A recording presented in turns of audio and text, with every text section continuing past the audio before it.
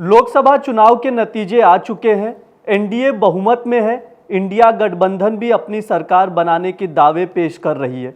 किसे कितनी सीट मिली? BJP, Congress, TDP, JDU और टीडीपी दो ऐसी पार्टियां हैं जो जिसके दम पर बीजेपी अपनी सरकार बनाने जा रही है। इन दोनों पार्टियों का इसलिए ज़्यादा इंपॉर्टेंट रोल्स है, वो भी हम एक्सप्लेन करेंगे। एनडीए में कितना इनका योगदान है उस पर भी बात करेंगे और एक एक पार्टियों के बारे में बताएंगे कि उन्हें कितनी सीटें मिली।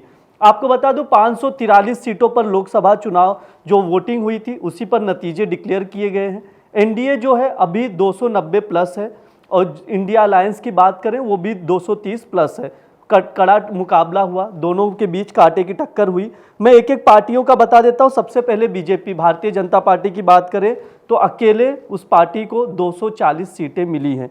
इसके अलावा कांग्रेस की बात करें 100 से एक अंक कम यानी 99 सीटें मिली हैं कांग्रेस को भी, जो कि पिछले चुनाव की बात करें 2019 के तो काफ़ी ज़्यादा इजाफा हुआ है सीटों में।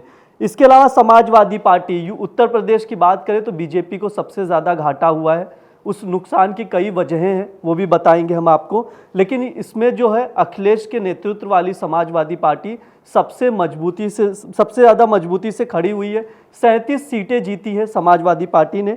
टीएमसी की बात करें, ममता की टीएमसी 29 सीटों पर जीत हासिल की है, ये चौथे नंबर पर है। इसके अलावा दूसरी पार्टियां भी हैं, उस पर भी हम बात करेंगे एक एक करके। डीएमके की बात करें तो इस लोकसभा में 22 सीटें मिली हैं। तेलुगु देशम पार्टी जो टीडीपी है, इसका भी काफ़ी अहम रोल है इस चुनाव में। मैंने आपको पहले ही बताया एनडीए की सरकार बनाने में इसे 16 सीटें मिली हैं। इसके अलावा बात करें बिहार के नेता नीतीश कुमार, जो उनकी पार्टी है जेडीयू, उन्हें 12 सीटों पर जीत मिली है। ये 12 सीटें और टीडीपी की 16 सीटें जो एनडीए में शामिल हैं दोनों, ये दोनों अहम हैं एनडीए की सरकार बनाने में। यानी बीजेपी की अगर सरकार बनती है और प्रधानमंत्री मोदी बनते हैं तो यही दो पार्टी है जिनके बलबूते पे सरकार अपनी पोजीशन बरकरार रख सकती है। अगर ये दोनों हटते हैं, ये सपोर्ट हटता है तो काफ़ी मुश्किल होगी सरकार बनाने में बीजेपी को। इसके अलावा महाराष्ट्र की बात करें, यहाँ पर भी बीजेपी की हालत ख़राब हुई है।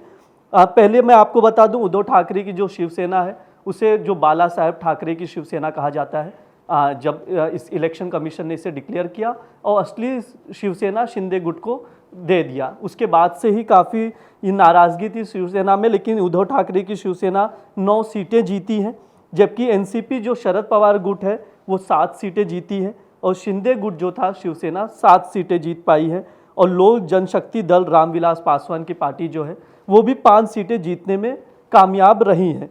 इसके अलावा जो YBRS की भी बात करें वो भी काफ़ी अहम रहा है, 4 सीटें जीत पाई है। आरजेडी भी 4 सीटें जीती है। इसके बाद सीपीआई माले की बात करें तो वो भी 4 सीटें जीत चुकी हैं। आम आदमी पार्टी भी इस मुकाबले में ज़्यादा कुछ अच्छा परफॉर्म नहीं कर पाई, हालांकि 3 सीटें जीत पाई हैं। कुल मिलाकर ये रहा है कि बीजेपी इस वक्त दावा कर रही है कि वो सरकार बनाने जा रही है, क्योंकि एनडीए को बहुमत मिला है, बीजेपी को हालांकि बहुमत नहीं मिला है। हालांकि इंडिया अलायंस जो है, इंडिया गठबंधन, वो भी दावे पेश करेगी टीडीपी और जेडीयू के भरोसे। देखना होगा किसकी सरकार बनेगी। जिसकी भी बनेगी हम आप तक अपडेट लेकर आएंगे। देखते रहिए India.com। शुक्रिया।